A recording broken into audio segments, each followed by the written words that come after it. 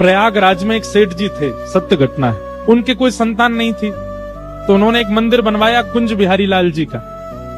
और कुंज बिहारी जी को ही अपना बेटा मानते थे, कुंजो बेटा कहते थे। एक दिन गांव के सब लोगों ने कहा, बोले सेठ जी आपकी इतनी बड़ी संपत्ति है, आधार जाओगे तो इस संपत्ति को कौन संभालेगा, एक बालक गोद ले लीजिए। तो सेठ जी कहते क्यों, तुम्हारी संपत्ति कौन संभालेगा? बोले हमारे तो बालक हैं। बोले मेरा भी बेटा है कुंज बिहारी, ये संभालेगा सब। गांव के लोग सब हंसने लग गए, बोले ये कुंज बिहारी क्या संभालेंगे।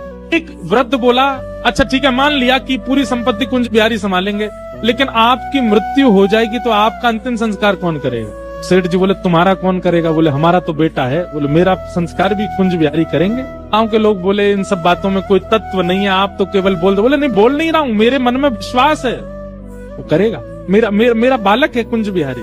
अब ये तो मानते थे ठाकुर जी को बेटा, पर ठाकुर जी इनको पिता मानते हैं कि नहीं, इस बात का प्रमाण हुआ जब उनकी मृत्यु हुई। उनकी मृत्यु हुई, गांव के सब लोग उनको ले जा रहे थे शमशान।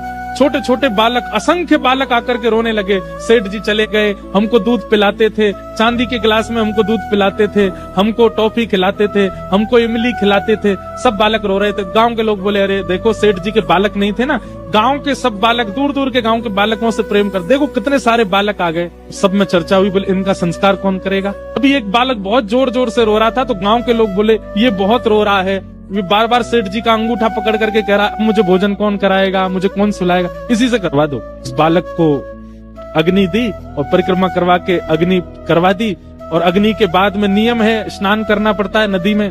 सब लोग उस बालक को लेके गए, चलो बालक स्नान कर लो, सब लोग नहा लो। संस्कार हो गया अंतिम। जैसे ही सबने डुबकी लगाई, डुबकी लगा के सब बाहर आ गए, वो बालक नहीं आया। गोताखोरों ने खूब ढूंढा, सबने ढूंढा, नहीं मिला।